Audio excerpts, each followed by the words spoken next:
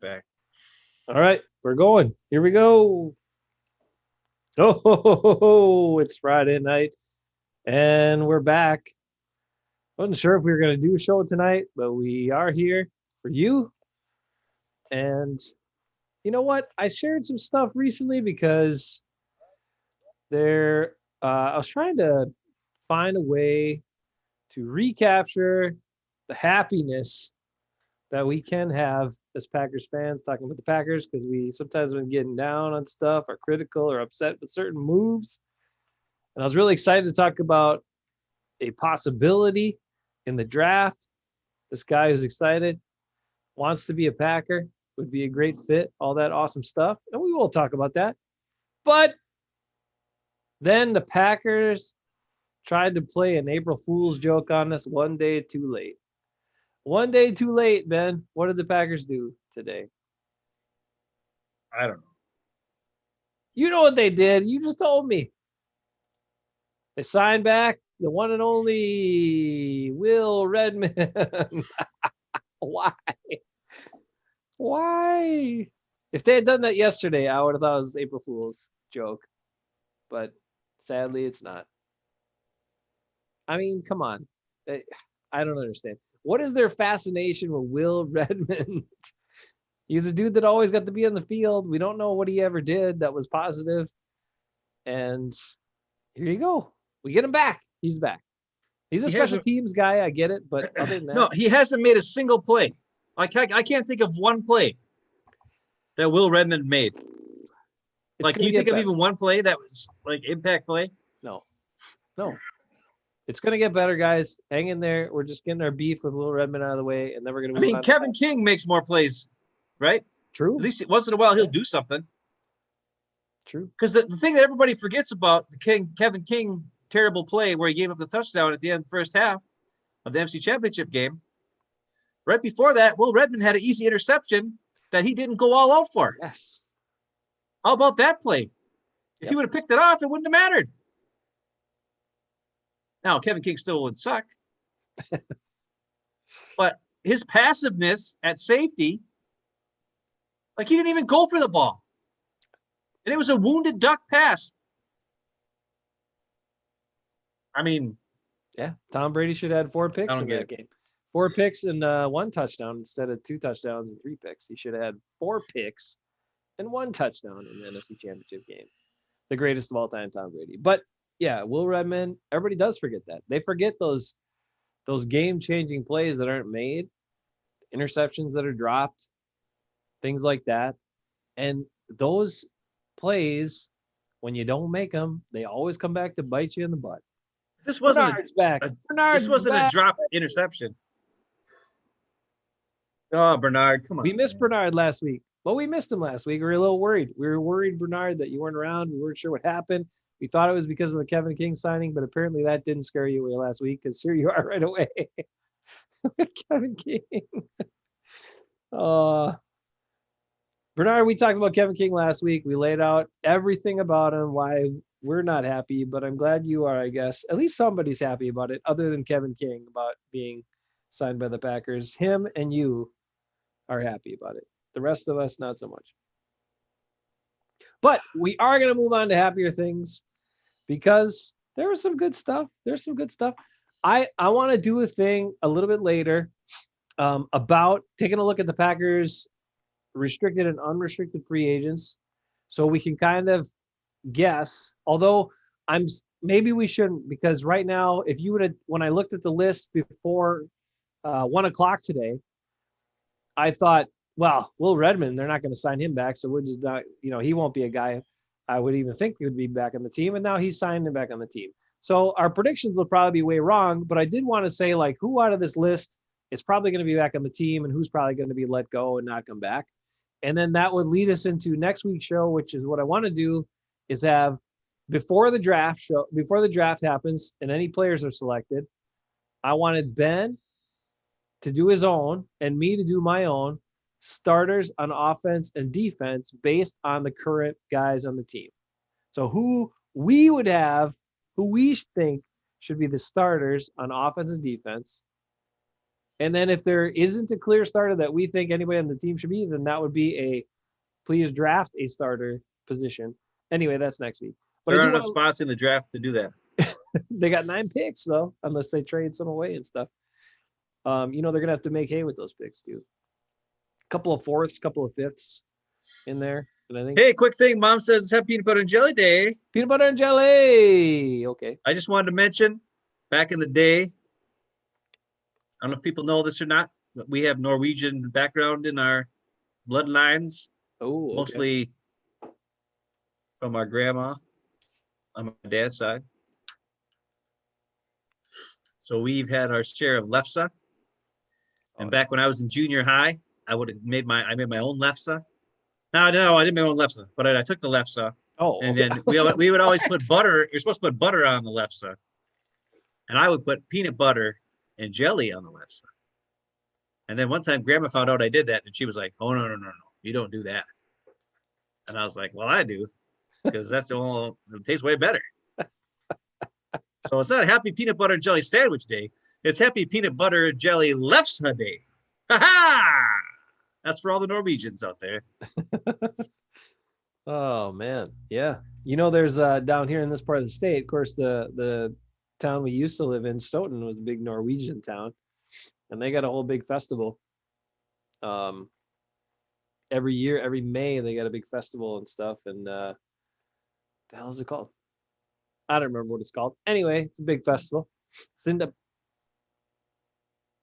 Mai, I think. Anyway, point is, the big Norway stuff down there, and they make some lefse too. But Grandma's lefse is still the best. I've had Winky's Market's lefse. I've had other lefses, and for some reason, Grandma's was better. I don't know why. It just was. Homemade.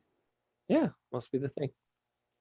When you buy it after somebody else already made it, it usually sits around for a while, and come on, it's not as good. I suppose. That's All like right. I'll say this too. One more thing about food. All right, food. My favoriteest thing to eat of all time. I know favorite isn't a word. I don't give a crap. I made it a word just now. It's fine. Was Great Grandma Arndt's tuna yuck. That was the greatest tasting thing of all time. And people be like, tuna yuck?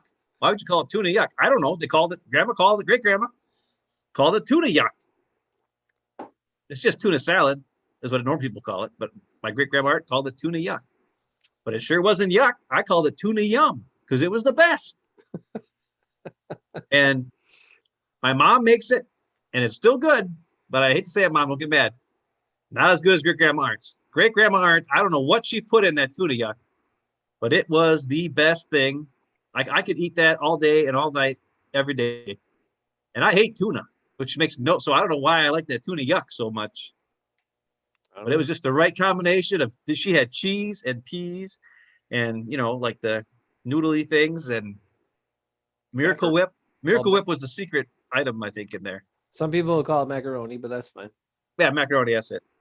But anyways, Great Grandma Art made the greatest tuna yuck, and I'm sad to say when she passed away, it's just not as good anymore. I mean, Mom's is good, but it's not. It's not Great Grandma's, Mom. I'm sorry, I love you, but it's not as good as Great Grandma's. I was always scared off of that stuff because you called it tuna yuck, and so I never wanted to have it. Well, that was my plan.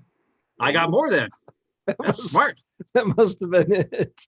Hey, we gotta talk to Bernard. Okay, Bernard, explain yourself. Are you for real that you think King? I mean, come on, be on the level, Bernard. Tell Bernard. Us in the chat what is good about Kevin King. What gives you faith in him that you think he is going to ball out? That you're happy he's back. Please explain. We'll give you a minute to put that in the chat. I know there's a little delay and all that good stuff. But anyway, just please. And otherwise, hey, what we laid out last week really wasn't, we were just laying out the facts. I mean, I did some comparables in what Kevin King has accomplished in 4 years of the Packers. And again, the whole idea was the Packers have moved on from guys similar to his production at that position over the last several years, which is why would this guy come back? I mean, you could just draft anybody.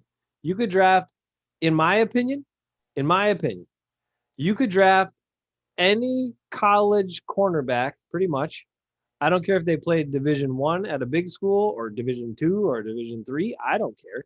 You could draft any college cornerback that played at that level, and he would be just as effective as Kevin King. That is my assessment. So why would you spend more money than you need to for the same amount of effectiveness? And you'd have that player under contract for 4 years versus a guy you signed to a 1-year deal that you might have to pay up to $6 million. I don't get it. And the other part, again, that's really perplexing is why so early in free agency? Let free agency play out, and then maybe, but not right away, and not so much money, and it just didn't make sense. Anyway, especially when you're cash strapped, right? You don't have just cash to float around right now. You got to make smart decisions early on because you have a very low margin for error. Now, there's a whole Aaron Rodgers stuff that a lot of people are speculating about, things going back and forth and whatever. Okay, Bernard says he had one bad game. So what? Bernard, come on, man. He had lots of not very good games. And he just didn't do much. He just wasn't very good, ever.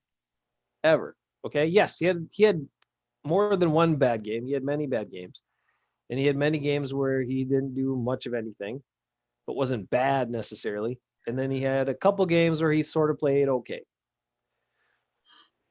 And if he was so hurt, then he shouldn't have been out there. Trevon should have been out there. Yeah. Exactly. Bottom line is, everybody, this is the thing. We're going to need these coaches to save us. Apparently, Goody's going to put all these crappy jerks back on the team again in the secondary, and we're going to need the coaches to play the young guys. Period. Well, where the heck was that Jerry Gray guy? He was the smart guy that helped train all these Vikings corners that were good. I know. Where was his influence and who the hell's on the field? Come on. He is the secondary coach, right? So wouldn't he be the closest guy for evaluating which are the best players in that secondary group and who should be on the field playing? Well, based on the running back situation, we found out that it was the running back coach who decided who was in and out in the game, because LaFleur didn't even know who was in the game half the time when he was calling plays. Right. So if the running backs are making the call, running back coach making the call on running backs, I'm assuming the secondary coach is making the call on secondary. You would think so. But who am I to know? I don't know much. You would think so. All right. Bernard says he was great in 2019. He had his best year in 2019. Bernard, he wasn't great. We just went over all that last week. I'm sorry you weren't here for the show last week. I really wish you could have been. We were not going to give you a hard time. We actually were, pretty nice to you. And also we weren't even mean to Kevin King. We just laid out the facts, which is that he never was very impactful and very good. Yes, he did have 5 interceptions, and we acknowledge that. And Bernard, do you know that in his other 3 seasons combined, he had 1 interception? That's not good, dude. Sorry, man. I'm sorry. We laid out the other, but I understand, I understand that 2019 was a good year. That was a good year for him. Let's say that. That was a good year for Kevin King. It was an average year for a cornerback because he was in the evaluations of the people who evaluate all these things. He was kind of middle of the pack in his best year. I think it was like 69th out of 130 some corners who played at least 200 snaps. 200 snaps, that's an interesting thing, isn't it, Ben? That's something I want to bring up later too. Did you know that? Since I'm on it, let's go right to it because we'll finish up with this. And then we'll move on to positive rookie drafty type stuff. But as I proclaimed in the game show that we played with Ekis and Nick, which I went back and listened to today because I was trying to get some old fond memories and think, are we getting too agitated? Can we recapture some of our more joyous demeanor on this show? And anyway, so I listened to it and I said one of the things when I was playing the game about am I on to something? You think so, or maybe, and then no, that's just total craziness, crazy nonsense.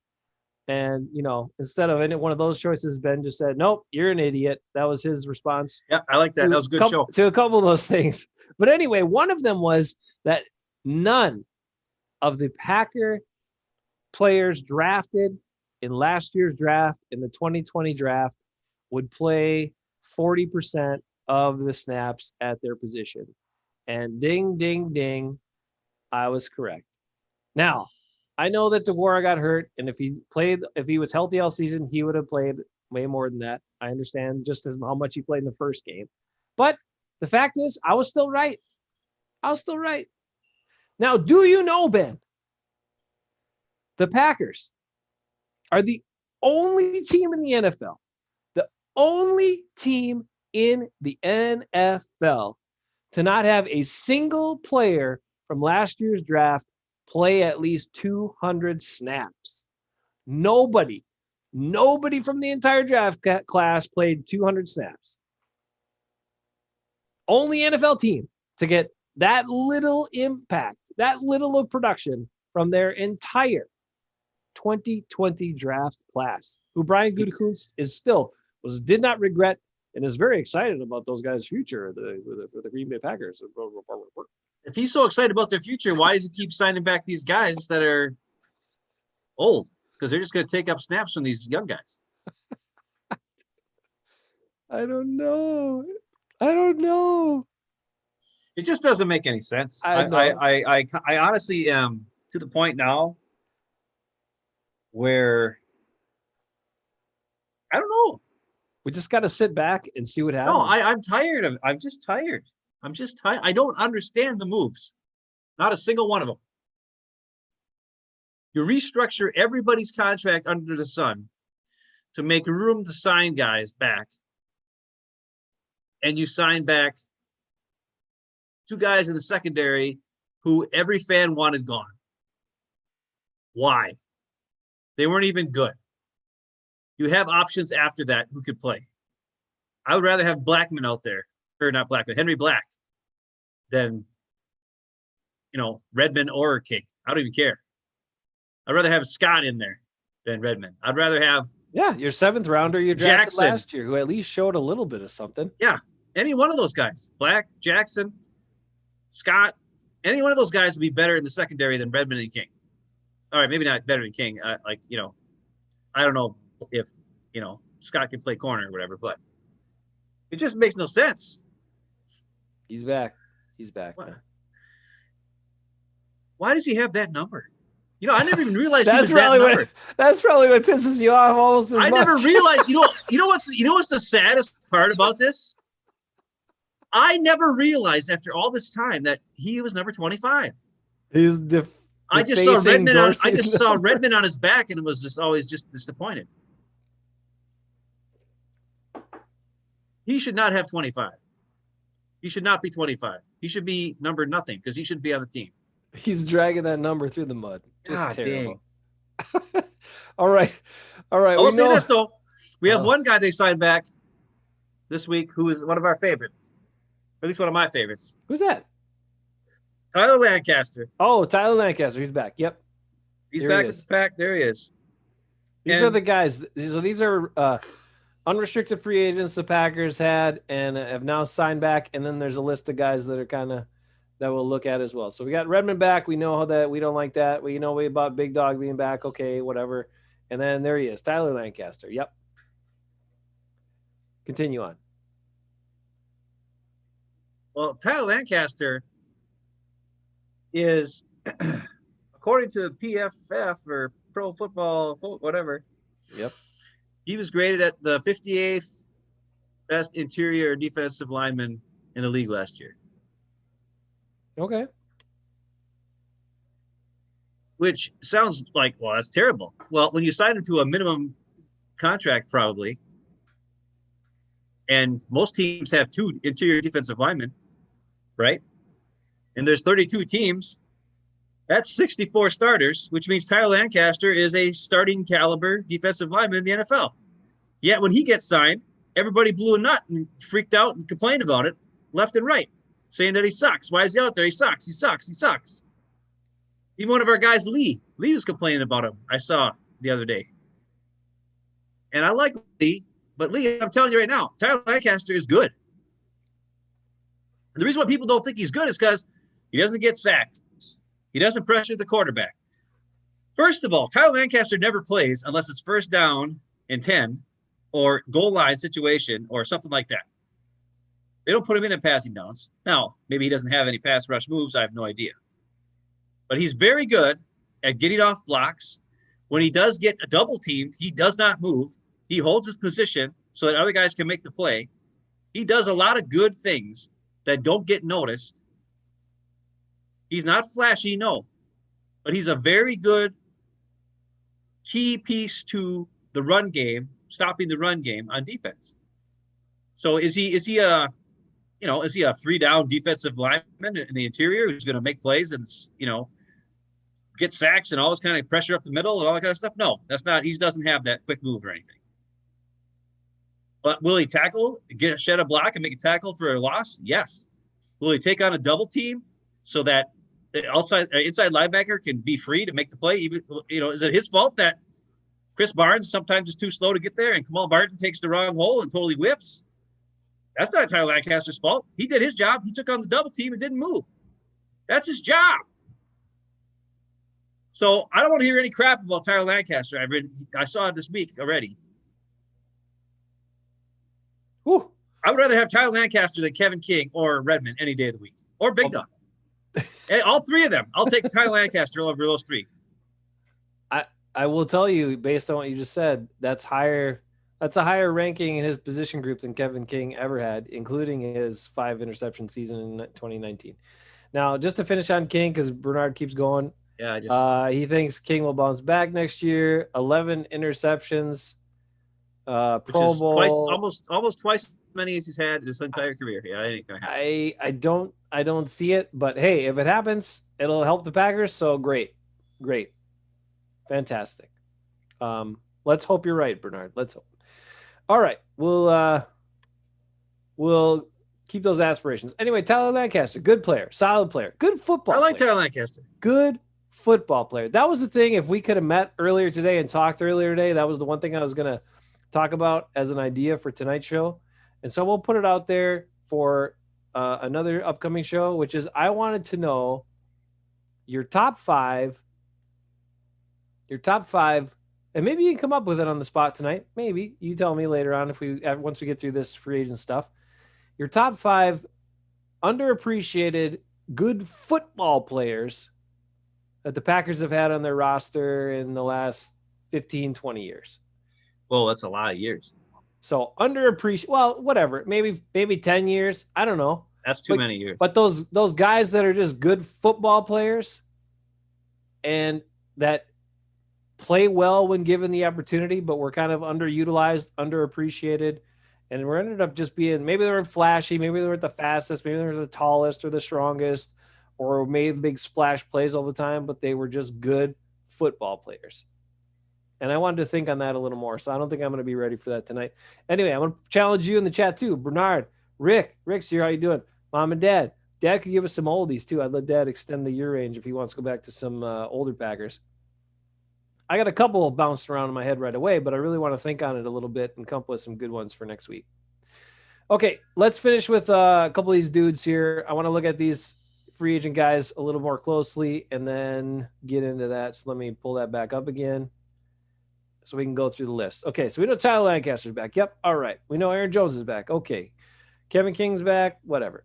They signed this long snapper guy to challenge Hunter Bradley, who was leading the Pro Bowl vote for long snappers for a while last year, but now he's got a challenger.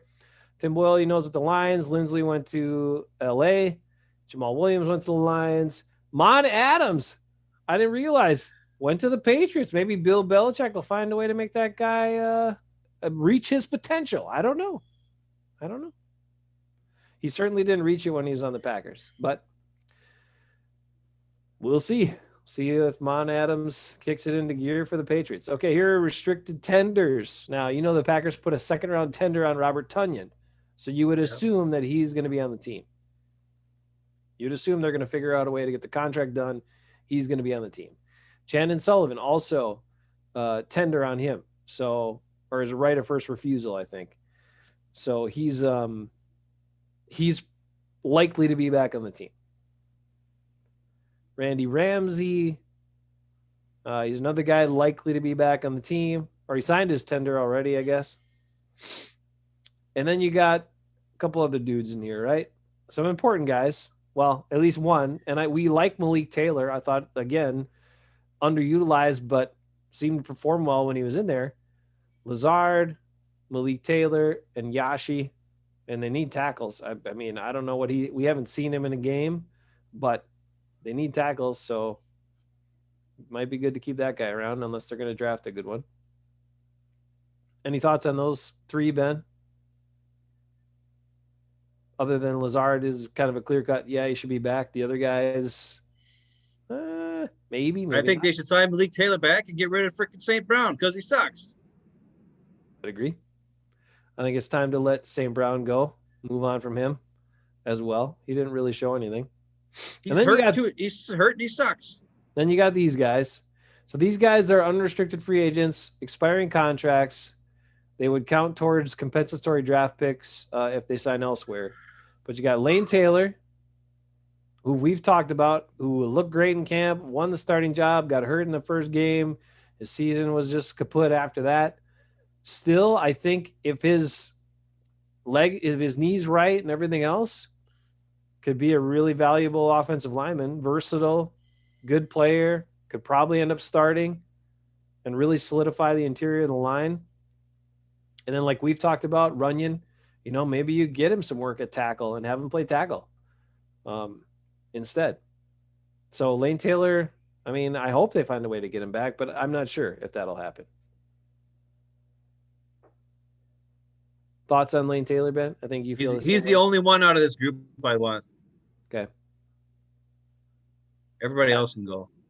I mean, Swerve and Irvin was unique, but they got Swerve and Irvin got hurt too much. Yeah, if you don't see the field, you're not useful. Sorry. Right.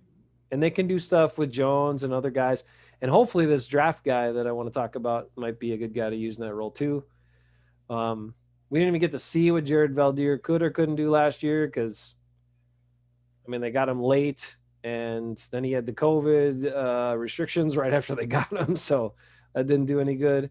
Raven Green has been a solid guy when they've had him, when he's been healthy, but he's had a lot of injury problems lately too. So again, they got a bunch of young guys. I guess if I would rather have seen them sign back Raven Green before Will Redmond, but well, yeah, no kidding. They already made the choice for Will Redmond. So do we need Green and Redmond back and our young safeties then not to play? I don't think so. Let Scott and some of those other dudes play. Yep. And that's it. That's the list. So I don't know what you guys think about that. I'll stop the share, see if anybody else got thoughts on that one. We got thoughts on that list, guys you would like to see back, guys you don't want to see back.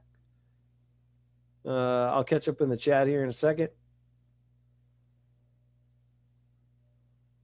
I don't know. Bernard's just throwing out names now. I think those are his 5 unsung hero players. Okay. I don't know how Rodgers is an unsung hero, but maybe he means Richie Rodgers. Good Richard Rodgers, yeah. Good football player, but underappreciated. I'll try to come up with some right off. Okay, Eddie Fatboy Lacy. No, Eddie Fatboy Lacy sucked. No. Aaron Jones was. He makes the list because the first 2 years. Yeah, he's not underappreciated anymore. Cobby. They pretty much used him a bunch right away. I don't know if and then later in his years with the Packers, he has slowed down a bit. He was not as effective, especially getting off bump and run coverage. He had a hard time with that because he was just small. He's just a little guy. I've said it many times, and he wasn't that particularly fast. Now there was a difference. Early in his career, he had a little bit more movement, a little bit more subtle, quickness to his cuts and everything else were sharper, and I felt like he got open quicker, but defenses played differently then too. His acceleration went down. Right. Like his initial burst acceleration later on, it took him a little bit longer to get going once he stopped, kind of thing. And you can actually, it doesn't look any clearer than that one huge play against the Bears when Rodgers got hurt and came back and he won, that touchdown at the end of the game against the Bears in that first game of the year, 2018. Like, first of all, it shows Cobb's greatest ability was that he and Rodgers could read the defense and adjust the route on the fly, and they both knew what was up. And Rodgers threw that ball way up to the outside to an open clearing, and Cobb could adjust and make the catch. But him getting moving after he caught that ball It took him a little bit of time to get some speed. You know what I mean? Once he got going, he got there. But his initial acceleration was what I think hurt. Is what the Packers saw and decided to let him go because he didn't have that initial acceleration anymore. So now one of the safeties on that play that looked terrible was Adrian Amos as well. Yeah. And of course, Khalil Mack almost caught him, running downfield. But yeah, I mean, Randall Cobb is still a great player, and I don't know if I'd cut him in that. Here are my guys. I'll give you some. Micah Hyde is probably number one. Just a damn good football player that they used some, but really didn't value enough, and probably could have used more, and then let walk. After a contract, didn't even told him midseason, like I said a few weeks ago, told him midseason that they weren't even going to offer him a contract, and I don't know. That's my number one. But then I also think of guys like, I think of Jake Kummerow. Jake Kummerow was just a good football player, man. Like, he wasn't the fastest and he wasn't this or that or whatever. But when he got opportunities, he made plays. He didn't play enough to be on your list. Top 5 unsung heroes of the last 10, 15 not years? Unsung heroes. Underappreciated good football players. Good football players that the Packers just didn't appreciate and use enough and or give opportunities enough to. Kummerow is a good football player, man. They just didn't give him opportunities. Ain't that good. Well, that's not what Eggis thinks. Eggis backed me up on that one. I guess so. I don't know. I kind of stopped after those two. I wanted to think of some linemen. I know there have been some linemen stuff too. Well,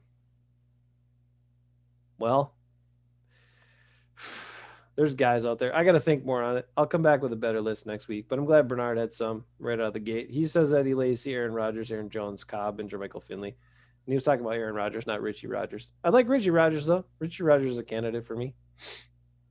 Although he's on Richie the field Rodgers has got the greatest catch in the history of the Packers, period. Greatest booty box out of all time, too. Heck yeah, that was awesome. And he made that good sliding catch off of like one of those crazy plays Rodgers had going to his left and then held onto the ball forever and bought time. And then Richie Rodgers sliding across the back of the end zone. He drills it in there and Richie grabs it, so. He also had one against the Cowboys when he beat the linebacker on a straight up seam. Richie Rodgers had good hands. That was the one thing. He was slow. He wasn't very tall. He was only like 6'1", 6'2", but he caught everything. Yep. And that's why Rodgers liked throwing the ball when he was in there. And then they went and tried to get everybody under the sun to replace him. Jared Cook, hurt all the time. He had one big play where he jogged across the field and tiptoed on the sidelines. Okay, that was a great play. It was a great catch, but. And then Martellus Bennett or whatever. That was a mistake. Yeah. Jimmy Graham, he stunk up the joint. Big Dog what does he do? He's fine. He's better lately, but. And now they're back to a guy that's kind of like Richie Rodgers, except he's faster. No, he's faster. He's more athletic. But he's not that good after the catch. Just like Richie. Just like Richie's not good, was never good after the catch. Mostly for him is because he was slow, but he also couldn't break tackles. Tunyon is faster, but he also can't break tackles and do much with it after the catch. Like, he's not going to juke guys. He doesn't really break tackles, but he's smart and he's got great hands. And he can beat guys off. He can get 60 yards downfield and catch a bomb. Right. So, hey. No, I know. But I'm just saying there's similar guys in terms of their, great hands and good football players, good IQ, smart, know how to adjust things, know what to do. Just that Tunyon's got more speed than Richie had. But a lot of similarity. Think if they still had Richie and Tunyon. Two guys that Well, that's catch. what I think DeGuara is kind of like the Richard Rodgers. I hope so. I think that's what he's going to be. I hope so, man. All right, let's talk about everybody loves talking about draft picks. We got a mock draft right here. We want to talk about. No, just kidding. We have one player we want to talk about. One guy who, Ben, and I didn't hear about this until I was looking up some Packers stuff, and then I was like, what's this? There's a guy that says he wants to play for the Packers. They asked him, what is his dream scenario? And he said, how about being drafted by the Green Bay Packers? And he's a Rodgers. It could be Rodgers to Rodgers again. Dream scenario for this Amari Rodgers kid from Clemson. He's like, he said right here, I'll say they asked him about it, getting in the draft and whatever. And he's like, they asked him about what his dream draft scenario would be. He's like, I'll say second round of the Packers. He wants to play for the Packers. He thinks he would fit in the offense well. He's shifty, except he's a little bigger. He says he thinks he could go in there and fit in right away. He's like 5'10", 210 or so. And, the Packers have had good luck with second round wideouts. So some people are thinking this guy could be like a little better version of Randall Cobb if the Packers draft him. And I didn't know crap about wide receivers in this draft coming up. I say, hey, this kid wants to be on the team. He looks the part. You need a slot guy who's shifty and can do some stuff, and he's built thicker and stronger and can take a little bit more of a beating. Sign me up. Amari Rodgers, let's get him, Packers. I don't care when it happens. Second round, third round, but go get this dude. Give him a shot. What do you think about that? Do you know anything about him? No. I know nothing. All I know is I saw his 40 time was actually slower than Randall Cobb's. That's okay. And now that Randall Cobb's was at the combine, this guy's was at his pro day, which means he's even slower than what it says it is, because usually the pro day is they give him a little bit faster speed than what they actually run. Hey, Bruce is in the house. Bruce, you know anything about this Amari Rodgers character? What do you think about him? He also said he's done kick and punt returns. So, reliable hands, a good athlete, physical. I mean, I could deal with all that. If he can do kick and punt returns, he's shifty. He's got size. He can block at the slot. That would be really good. If he's a good blocker in the slot at 5'10", 210, that's a good size receiver to block in the slot. And if he can get off ball with good hands, make guys miss in the open field, it could be a great fit. I mean, especially for this offense. Because then what that can do is take Lazard and put him in line and line him up almost like tight end, like he did a couple times where he'd sit there and like line up right behind the tight end, between the tight end and the tackle, and just mess up everybody. And then this guy's in the slot on the other side with Devontae. I mean, there's a lot of good things that could happen. He seems like a good fit. He's 5'9", 211. Cobb was only like 190. He wasn't even that. Yeah, it was even that. He's got 20 pounds on that and about the same height. I didn't watch, admittedly, I didn't watch a lot of Clemson and stuff like that, and I didn't watch a lot of college football anyway. But, I mean, hey, if he can do all those things, he seems like a physical enough guy that he would fit in to be part of the run game, which is important for this team and this offense. And a guy that can change direction and stuff, you need that. Like in this one article I was reading, they talked about how Lazard was mostly in that slot position a lot, this year, and played a lot of snaps there, but he's not that kind of guy. Like, we know Allen Lazard is not that abrupt in his movement or in his change of direction. He's just not that shifty. That's not his game. And so having a guy again that can do that stuff, I mean, the Packers just don't have that. So they don't need the guy to be fast, right? You just need a guy who can get open quick, be available, and then also do some of those other things. And come on, how long have we been looking for a returner? How long? It's been a long time since the Packers had a decent returner. So, anybody know much on him? No. Bruce, what do you got here? Doesn't know anything about him. He played for Clemson. Okay, yeah. He's a big dude for 5'10", 5'9", coming in at over 210 pounds. That's a solid dude. They kind of compared him to, he's more of like a running back build, playing that role. And those type of guys have worked well in this offense and in that kind of role too, that then could fit the swerve role where maybe he's running that wing, that motion all the time. Maybe he gets some of those handoffs, things like that once in a while. Yeah, he'd be like a Deebo Samuel with the 49ers. Exactly. who is he's pretty much just a big receiver, half running back, half receiver. I mean, that's great. Will they draft that guy? No. So it doesn't matter. I don't know what you're talking about. Hey, Don't you talk about it. They're going to do something stupid. I don't want to talk about it. No. We gotta believe. We gotta have some hope. They're gonna All I know do is something. Chris Sims said there's a lot of good offensive tackles that'll be around in the in the first round. Okay. Like really solid, good. Like this, he said this year's offensive tackle class is better than last year's. It doesn't have the like one really good guy, but it has like 6 guys or whatever that are all pretty dang good. And a lot of them are going to be around there when the Packers draft. And that's where they should go. I don't care what anybody says, because we can't afford to have a hurt Bakhtiari and Billy Turner as our 2 guys.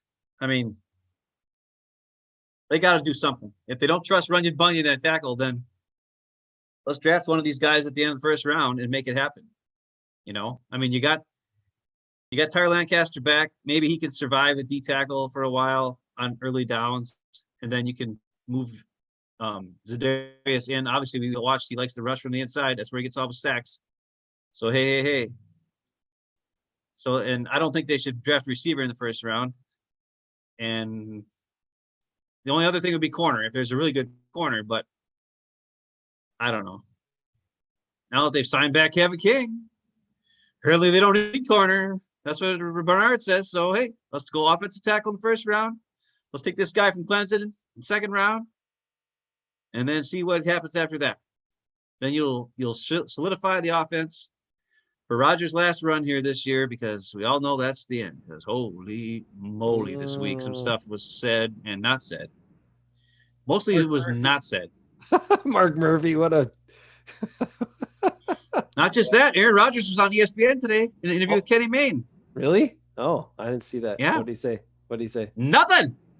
He said nothing? He said nothing too.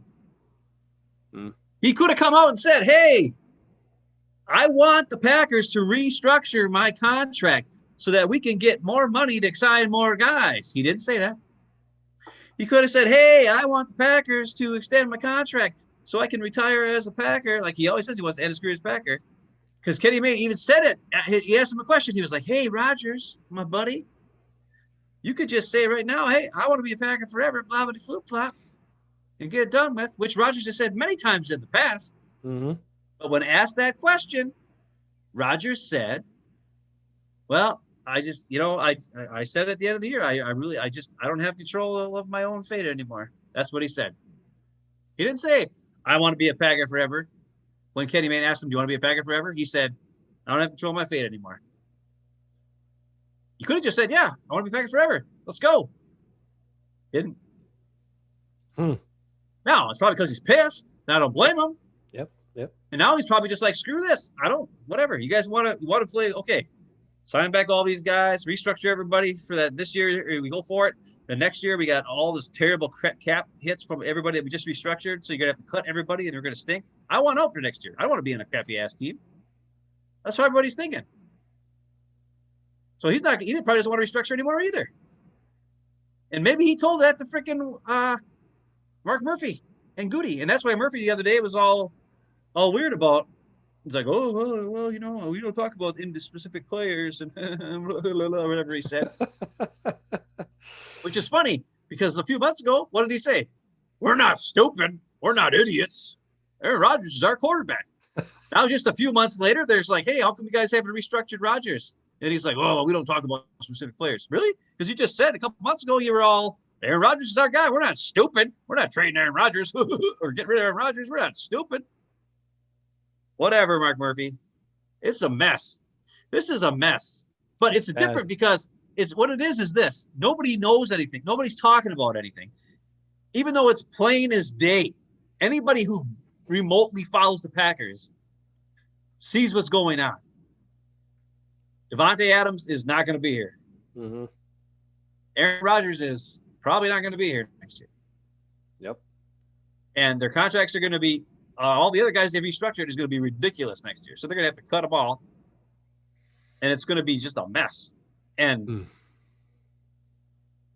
how nobody's talking about it, I don't get it. And I mean, some guys, Aaron Jones, when he has press conferences, he's like, yeah, we're getting the band back together. We're going. We got unfinished business. We're going for it. And that's great that they want to sign all these guys back, except, for Redmond and King and whoever else. But they're not going all in, because if they went all in, they would restructure Rodgers. Mm-hmm. And they would extend Devontae to get more money. But it's obvious they're looking at the future and saying, okay, we can't do Devontae because that's going to cap strap us too much. So we're going to have to let him go after this year or trade him or whatever the case is. And then apparently they're going to say, see you later to Rodgers, or maybe they'll wait one more year. And if he comes out and balls out again, then maybe they'll try to extend him. And who says, and here's the other thing, we don't know. Maybe the Packers have tried to extend Rodgers. And Rodgers is like, nah, you guys made me wait a year after you drafted a quarterback. I'm going to make you guys wait. Maybe. I don't know. Because he didn't say anything either. Yeah. There's a lot of people speculating right now. The one thing is, these were some of they weren't name sources, but some of the quotes that were used in reports earlier when the talks were going on before you hit, he was going to get that $6.8 million signing bonus, which would have saved him a bunch more if they had got it done before that, was that, the quote was in a report from somebody, again, it's an unnamed source, that Rodgers was looking for assurances. If they were going to restructure, he also wanted extended so there would be assurances that he would be on the team more long-term. So beyond just next year, because right now the Packers have it set up that by next year they could find a way to part with him, trade him, whatever, and it wouldn't be such a big cap hit. Now, if they restructure the contract and there's more cap hit, in the future, that means his position is more solidified with the team. So he wanted more of a commitment from the Packers if he was going to restructure. So the Packers didn't want to give him that. They didn't want to play that game. They didn't want to extend the contract. And so the speculation is then he was like, well, screw you guys then. Then we'll just let the contract be what it is and see what happens. Now, I can say that, yeah, as any employee of an organization, and especially in a world of sports or whatever, you want some sort of assurances that the team is committed to you. The organization values you and is committed to you. And if they're not going to do that, they don't want to do that. I mean, why do you then do them a favor in this case by, I don't know. I don't get it. I don't understand how they can commit to Mercedes Lewis for 2 years, but can't commit to Aaron Rodgers for some more years. I don't get it. I don't know how they can sign back Kevin King and Will Redmond and Mercedes Lewis and Tyler Lancaster for that matter, and not extend Aaron Rodgers. Those are moves that are like when you got some money to burn, you could do that stuff. They have no money. No, you should never do any of those. Well, I don't know, but I mean Tyler Lancaster, he's a good solid backup guy. No, I mean you have to sign. Here's the problem: you have to sign back Tyler Lancaster. You've got nobody else. You can't let both. Dean Lowry's in there. Dean Lowry is a totally different player than Tyler Lancaster. He's not that good. He shouldn't be playing that much. When you let Montrevious you can't let both Montrevious and Tyler Lancaster both go, because then your defensive line consists of 3 players and Billy Wynn, by the way. Oh yeah, and Snacks Harrison, by the way. Right. So you got 3 guys. Kiki, who got hurt a lot last year, unfortunately, but he's good. Kevin King, who was hurt most of the time. Kevin King. Kenny Clark. Man, I'm just as bad as freaking Daryl Johnston. Anyways, and Tyler Lancaster. That's your whole defensive line. Those 3 guys right now. If you didn't sign back Tyler Lancaster, you have 2 guys that are over 280 pounds on your defensive line. That's it. You're going to get ran all over. They got to do something. So they had to sign back Tyler Lancaster just so they have enough guys to play a goal line defense. And that's still not even enough, really. Well, they got to better draft some defensive linemen this year. And they better draft, at least, I'm going to say, if they don't, I don't care if they trade picks or not. They need at least 2 offensive linemen and at least 2 defensive linemen in this draft. And one can be a late round guy that you is a project guy, whatever. But one better be a guy that is going to play and can make an impact, because those are positions, again, those are positions where it's not overly complex. Like, yes, you have certain techniques within the defense or whatever, but interior lineman guys on the defensive line, it's pretty much, okay, know your assignment and go play football. Be physical, do your job. You know, if there are plays to be made, make them.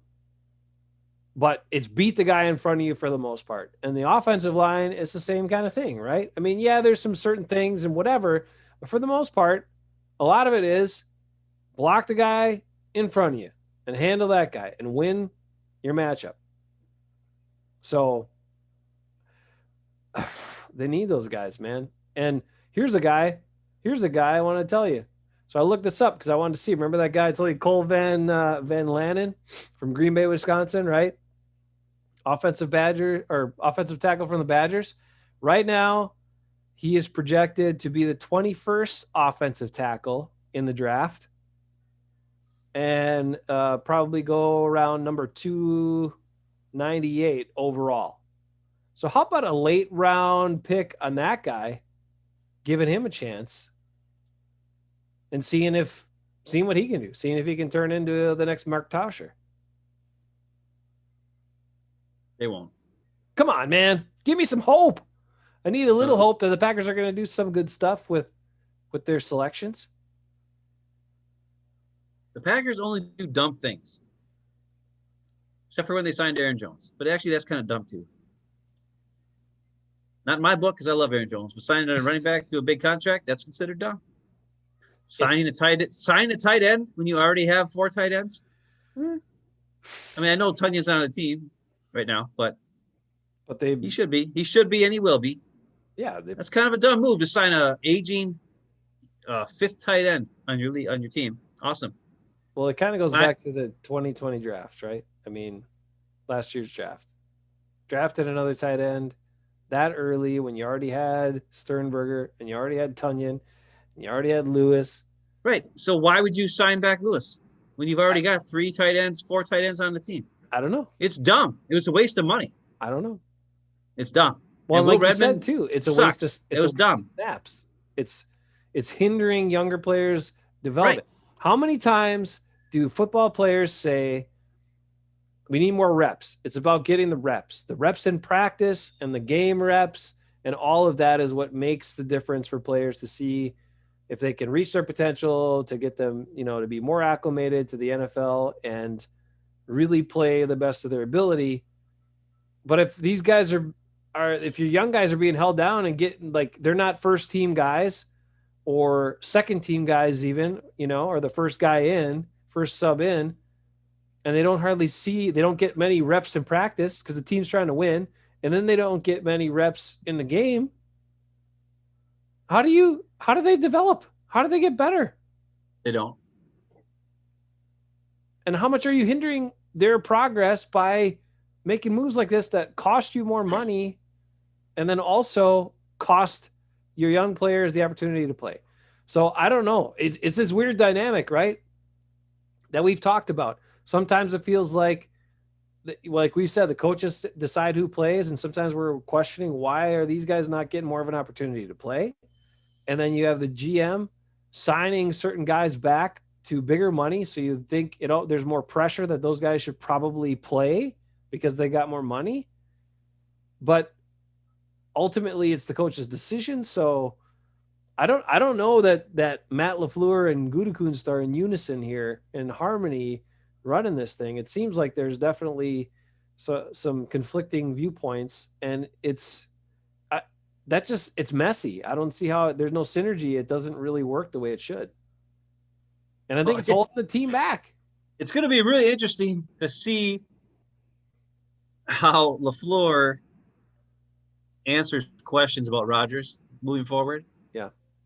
Because of all the stuff that's going on. Because it seemed to me like at the end of the year, he was like, man, if I need Aaron Rodgers, I don't want to coach here anymore, kind of thing. And he didn't say that, but it felt like he's like, man, I need Aaron Rodgers. Like, I need him. Now it seems like either Rodgers don't want to be back, or Gutekunst doesn't want him back for the upcoming seasons. So how does that sit with LaFleur as the coach when he's like, listen, you can't win without a franchise quarterback. We have one of the greatest franchise quarterbacks of all time. Why are we not making sure he's happy and he's good to go by committing to him when we screwed up? They just need to acknowledge, hey, we screwed up. We should have never drafted Jordan Love. It was the dumbest move of all time. But they won't do it. Goody won't admit it. And because of that, he's going to take the whole freaking team down. And I really hope Rodgers is like, you know what? Screw you guys. I'm out of here. Because that's the only way we're going to get Goody out of town. It's the only way. Because the Packers never make moves in the front office unless it's like a disaster. You know what I mean? Like Ted Thompson drafted like crap for 4 years in a row before they finally were like, hey, I think maybe we need to change Ted Thompson to somebody else. He hasn't had a good draft pick in 4 years. Oh, yeah. I mean, I don't know, man. You're right. I'm just saying, like, something's got to. The only way it's going to work is if, and the worst part is this: if LaFleur is a really good coach, okay, and he somehow keeps winning with the roster that Goody is keep giving him, then that just keeps Goody around. But if LaFleur loses, then he'll be gone. So he has to keep winning. So it's like a never-ending saga. They're never going to be gone. I don't know how I don't know. Bottom line is they screwed up, and they have to admit they screwed up. And I don't know, and I don't think Gutekunst will ever admit that he screwed up with Jordan Love. Never. Yeah, I agree. I mean, he's shown that he's not willing to admit any sort of mistakes or fault or anything with anything he's done. And I know he has eventually moved on from some guys. No, he cut Jimmy Graham after 2 sucked. I know. He cut Jamon Moore when he sucked. Yeah. But I mean, he's got plenty of other ones too, where people ask him point blank, and then he just says how he's excited about these guys' future with the Packers. And you're like, especially talking about last year's draft class. I mean, none of them even played. The only two that were close to 100 snaps were Martin and Runyon. That's it. One of your 3 6th-round offensive linemen and your 5th round linebacker who you drafted who was hurt. And he should have never been out there anyways. Right. And he wasn't your best. He wasn't one of your top. He was probably your 3rd best linebacker. Because I'd say he's probably better than Kirksey. Well, maybe not. I don't know. He's probably in line with Kirksey because he was faster and more athletic, but he also made a lot of mistakes. But I'd take a guy who gambles faster athletic than a guy that does nothing, I guess, a little more. But anyway, we all know summertime, Ty Summers should have been out there, and that's another move that this team has to do if they want to be Bruce. Good. There are players there. Lancaster is a good player. What does he do? He doesn't like him, huh? He's saying he could draft somebody to replace Lancaster in the 5th round. Like who? Montravius Adams? Maybe you could. Can't do it. Maybe you could, but Bruce, you don't know what you're getting with those guys. You know what Tyler Lancaster is. Like, yeah, is he a flashy and for the league pass minimum? guy? Right. I'd rather have Lancaster signed than King and Redmond for sure, and Mercedes for sure. Yeah. Yeah. I'd rather have Layne Taylor back over all of them. I can't argue that. But they're not going to probably bring back Layne Taylor. They don't have enough money anymore because they spent it on freaking King and Redmond and freaking Mercedes. Like idiots. I mean, they're drafting what? Late again? So 2nd round. If they can land that Clemson receiver in the 2nd round, I'd take him. I'd take it. I don't know. They need somebody, man. They need somebody that can honestly, win on the I don't even want to talk about this crap anymore until after they draft, because then maybe we'll see what the hell's going on. Because as of right now, it's the same damn team, except some of the best guys are not back. Right? Corey Lindsey's gone. So we got a big hole at center. Dave Bakhtiari's hurt for probably half the year. So we got a big hole at left tackle. Yeah, that one's a big one. The fact that Bakhtiari's injury is going to happen so late and the recovery is projected to be so long, like what are they going to do to solidify that? I tell you, but by signing back King, they're probably going to draft an offensive lineman at the end of the first round. Which is fine. I'm good with that. Right. But they need an offensive lineman, a good corner, a shifty slot type receiver, and a defensive interior lineman who can be a playmaker and, penetrate and all that kind of stuff. A beefy monster. Well, they can't get all four of those. Unless they get lucky and one falls in the sky in the fourth round. Unless they hit it right. I mean, it's interesting, isn't it? Last year we were clamoring and so hopeful that they were going to take a speedy, fast inside linebacker. Yeah. In the first round, right? And they didn't do that. And they still need that, but we don't want that anymore because the other holes are worse now. Right. And if they put, and Barnes has shown that he's a good, solid player. He's not that speed impactful guy, but you have that guy.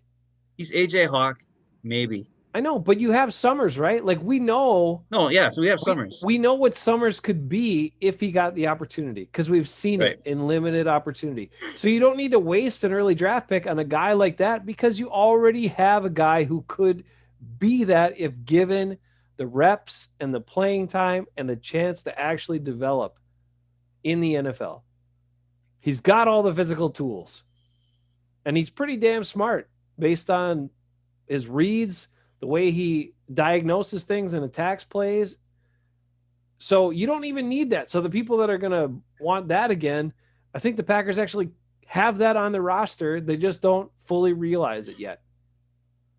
So those other holes are way bigger. I mean, the two tackle spots, come on. Like if Bakhtiari's not there, I think Runyon could play a tackle spot. I know Billy Turner cannot, but you're probably going to stick him in one. Give me some competition at that tackle spot. Give me a bona fide stud tackle who's going to come in as a rookie and compete for a starting job right away. And let's see it. That's what, yeah, absolutely. I'd rather have Billy Turner at tackle though, because if he sucks at tackle, at least I give Rodgers a little more time to get away. If he sucks at guard, Rodgers is screwed right away. Yeah, he shouldn't play guard. Yeah, but he's probably, I don't know what, if they get a tackle, then they're going to put him at guard because they're dumb. Because what are they going to do there? They don't have a center. Well, I still think. So then they got to put Lukey Patrick in there. Yeah, I think. And then who's going to play right tackle? They don't have Layne Taylor anymore. Runyon Bunyan's going to play. No, we got to put him at tackle because Dave Bakhtiari's hurt. Seriously, they almost need to draft like 17 offensive linemen. It's a freaking mess, dude. And it's all because I don't understand. Last year, they should have drafted somebody in the offensive line early. Right. Especially a tackle. And they drafted all those interior guys. It's just, and there's so many problems.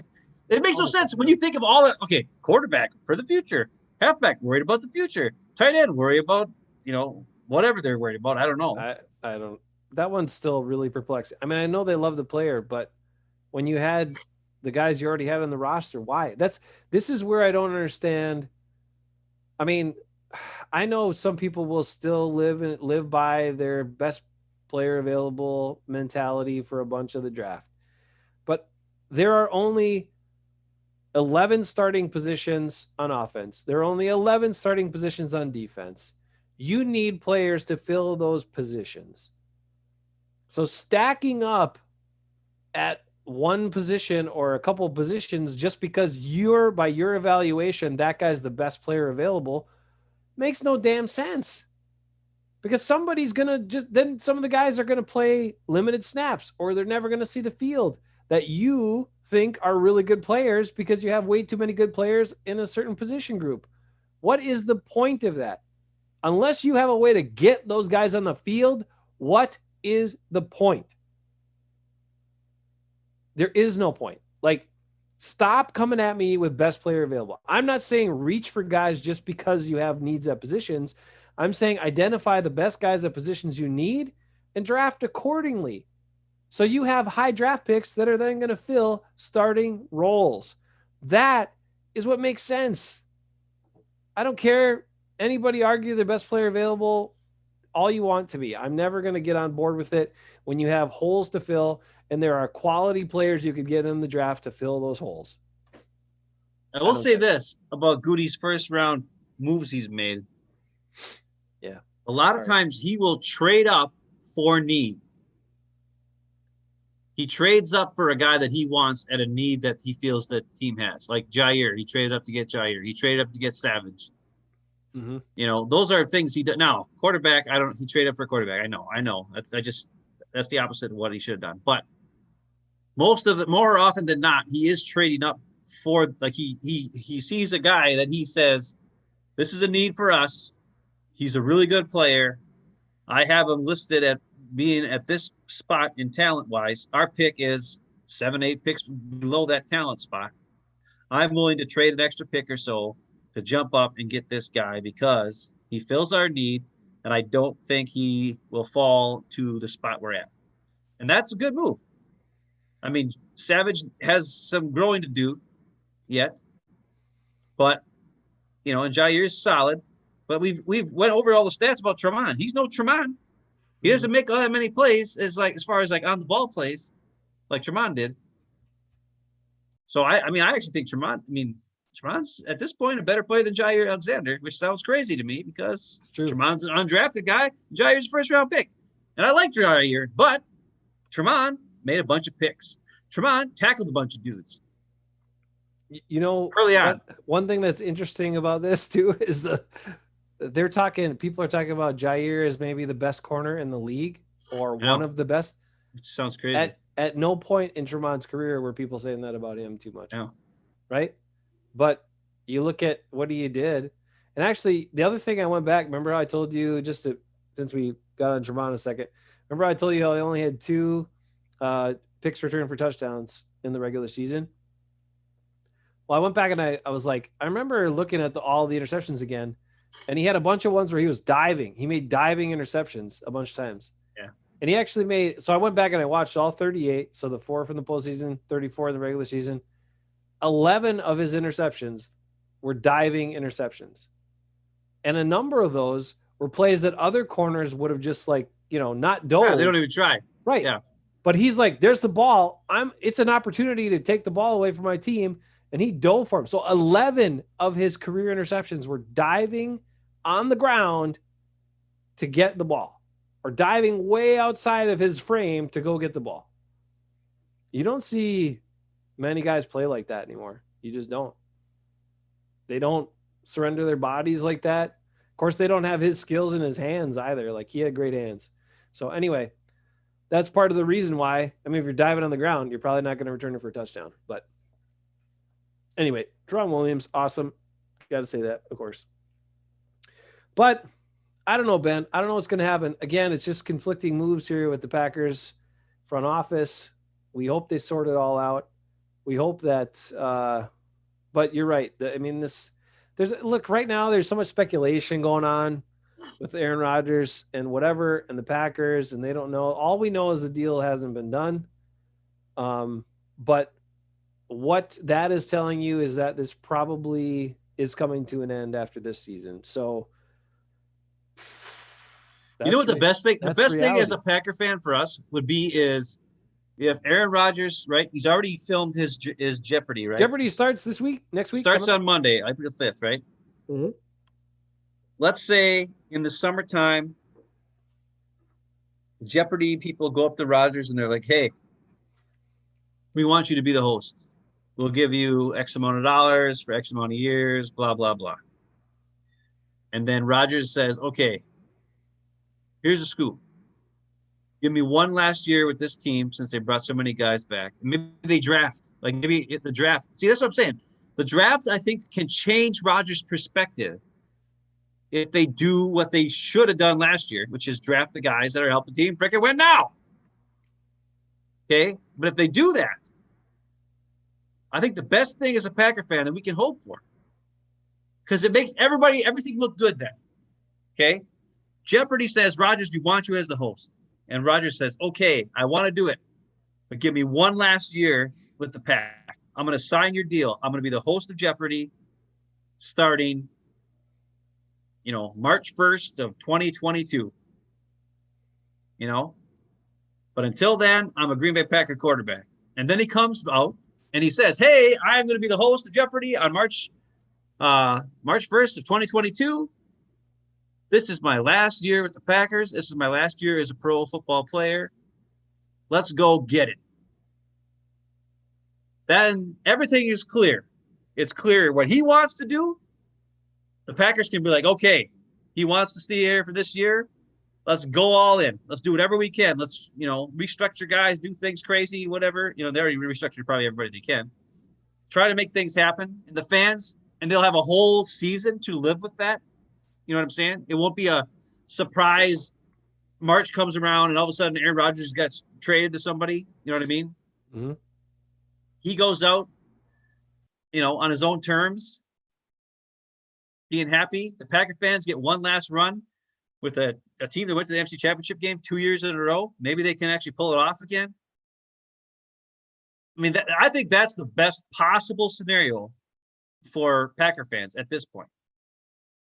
There would be a transition to Jordan Love. Jordan Love won't feel the heat because the Packers kicked Rodgers to the curb, and then all the fans hate freaking Jordan Love, like Rodgers had to go through. And I don't think Rodgers would want to put Love through that,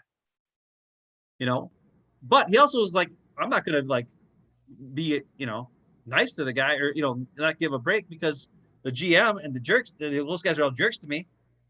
Like, I'm sorry, Love, you're just in the crosshairs. The same thing happened to Rodgers, and I'm sure he'd feel bad about it. So there's a lot of good, it's a win-win-win-win-win for everybody if that would happen. But that's the only way. And maybe, if that doesn't happen, like if Rodgers would, if Jeopardy is offered to him, and then he says, "Yeah, I'm done now," the fans will hate Rodgers because he just quit on him. Like, remember Andrew Luck last summer or 2 summers ago, whenever it was, and the fans found out about it in the middle of a preseason game when he was standing on the sidelines, and they all freaking booed him and were pissed and all that kind of crap. Because that would suck. The fans would lose their minds. And then if the Packers kicked Rodgers to the curb so that Jordan Love can come in, holy crap, fans be crazy. They'll hate the Packers. They'll hate Jordan Love. They'll hate everybody under the sun until they win. If they start winning, well, then they'll all forget about it because that's what happened with Aaron Rodgers. Everybody forgot about Favre in 2 years. And they're like, oh, who's this guy? Oh, hey, we're in the playoffs. Hey, we're in the Super Bowl. Hey, we won. Oh, it only took 3 years. Hey. So I like your scenario, and I like announcing it early too, because then perhaps the officiating in those playoff games might be a little bit that's right. It's his last. It's just like this past season, right? Whenever it's Tom Brady's last shot at the whole. He's going with the new team. They're going all in. Everybody go all in. There's no pass interference. There's no holding on the offensive line. There's no holding on the defense for the Tampa Bay. Well, if everybody knows it's Rodgers last year and the last chance for the Pack to go, and they brought back a bunch of guys, yeah, maybe we get a couple calls we're not supposed to get because it's the Rodgers last dance. I'm just saying it's a perfect freaking scenario for everybody. And then Rodgers can walk off to the sunset as a Super Bowl champ. Stay a Bucks owner. Feel good about that. Right. That's the other thing is it would keep him a lot of ties to Wisconsin now. Right. Endeared to Packer fans forever. But it only works if he does it now or does it in the summertime. You know what I mean? And he'll still be endeared to Packer fans no matter what happens if the Packers come to the curb, because the only time that people hated Favre was when he went to the Vikings. When he was a Jet, people didn't hate Favre. Yeah. But when he went to the Vikings, then they hated Favre. Well, I hated Favre the whole time, even when he was a Packer, but that's Sad's point. Just when he threw picks, which happened a lot, but yeah. But I'm just, hey, that's a great scenario, man. I don't know what else. If it means another Packers Super Bowl, then you're right. We'll all take it. We'll all take it if it means another Packers Super Bowl, and if Aaron Rodgers gets to win one more Super Bowl with the Packers. The only other perfect piece to that scenario would be they're short at corner. Tremont comes out of retirement to play corner for the Pack, and gets one more Super Bowl in the Pac-2, then it would be like the best. I don't care if they win another Super Bowl in my lifetime if that happens. If all that happens together, that'd be awesome. How long are you gonna live? Jeez. I'm not sure, but we're going on 11 years now, so I mean, I don't know. You only been living 11 years? No, but 11 years since the last Super Bowl. You look pretty rough for 11. 11 years since the last Super Bowl. Hey, I'll tell you what, my hair grows faster than almost anybody's hair. Look at this. No, my hair doesn't grow at all. Whew. I need to get a haircut, actually. I need Dad to do a trim. I got too many split ends. It's not going anywhere. Oh, man. Actually, I almost shaved my head the other day. I was like, I'm just, because it's not growing and it's just split ends. This looks like crap. So I was like, I'm going to just, then I didn't do it. Olivia was like, please don't. And I was like, all right. Please don't. Oh, man. Jesse didn't care. She said, you look stupid either way. And I'm like, yeah. Oh, that's so nice. She wants me to get a normal person haircut. And I'm like, no, I either want long hair and look like crap, or I want to have a shaved head and look like crap. That's it. I either want to look like crap or look like crap. That's your two options. Which one do you want? And she's like, well, I'd rather have you with hair and look like crap than have you no hair look like crap. Because I've seen you, because there was one time where I got the buzz cut and it looked really bad. I looked really bad. Yeah, it doesn't work for you. No, well, nothing really works for me. Oh, man. Except for when I had the long Layne Taylor goat that one time. There you go. That worked. Good stuff. But now my goat is only white, so it looks really bad now. Okay, are you on board for that? Next week? For what? Can you come up with your pre-draft starters for offense and defense? And if there's not a starter that you think should be in there, say draft pick. Can you do that for next week? I have a lot of draft picks. Come on, man. I'm going to do it for next week. I hope you do too. Anybody else? Shannon Sullivan's not on the team yet. Robert Tunyon's not on the team yet. Well, let's see what this week, what happens.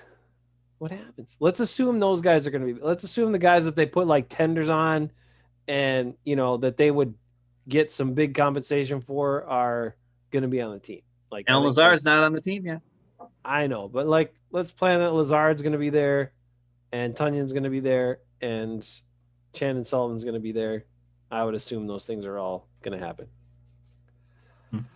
Okay. But anyway, you got that. Okay. Guys, take care of yourselves. Thanks for hanging with us tonight. I'm not sure how everything went, but it wasn't a good show. It might not have been, but you know what? We still somehow managed to hang out on here and talk about some stuff that at least was important to Packers and important to us. We just want the Packers to have a plan and a plan that makes sense. Because it doesn't feel like that's all we want. It doesn't feel like it.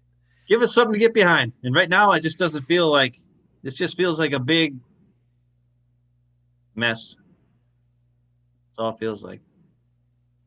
But maybe once again, Aaron Jones, Aaron Rodgers, all the players they have, like, light it up, get them back in position to be approaching another Super Bowl. And if they make the declaration, like Ben said early on, the officials will help them out a little bit and they'll get there and we'll all have the happiest ending to Aaron Rodgers' career. That would be pretty damn good. So let's go for that. Let's carry that into this nice weather weekend and bring some joy to our hearts. All right, guys, take care of yourselves. Remember to subscribe or tell people to subscribe that you know of. Bruce thinks we're great. Bruce, you're so complimentary and nice. Probably because he just wants to be on the show again. All right, next week, Bruce, you can be on. Bruce, come up with your starters. You get to be on next week. And I'm trying to get Nico on once in a while, but can't get him. Nico, he's a renaissance man. He's always doing something. Busy guy now. Busy guy. I still think he's secretly dating somebody, and we just haven't heard about it yet. So that's what I think. Oh. You know that new love, new relationships, they're all consuming. I think he's trying to spend as much time with Vinny as he can before he goes to college, and then he'll be, then he'll be gone, or well, not gone, but I mean he won't be around the house all the time, and he'll be kind of he'll be all sad. He's like, my kid is all grown up. Man, that's so weird. I've seen Grant. I've seen Grant more the last month than I have in a long time. Oh my So, gosh. He actually comes out of his room every now and again. I'm like, hey. Oh, Sometimes he just comes downstairs and he sits down by me and he's like, hey. And I'm like, hey. And he's like, all right, see ya. I'm like, what's that? He's like, well, I just wanted to see you. I'm like, okay, thanks for coming out of your room for once and stuff. oh my God. Rick says Bruce has no starters. He's cut everyone. That's true. So Bruce, to appease you next week, also come up with your cut list. If Bruce was the GM, who were the Well, now players? you can't cut him now. You all got to be structured. Who were the players you would have all cut going into this offseason? We'll give you that for fun too. All right. Oh, he's gonna be in Jamaica. What? Oh, Dang. well, I don't know. Damn. Well, if they let you be on the show in Jamaica, you can join us. But if you're on vacation, why don't you just enjoy your vacation?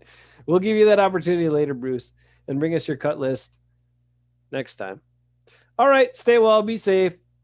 Hey, big news. I just got set up. I got an email. I got set up for my vaccination next week. I'm getting my first poke. Getting them set up. Jesse's got her first one. Grant got his first one. Get your pokes. All right. Stay well, everybody. Be safe.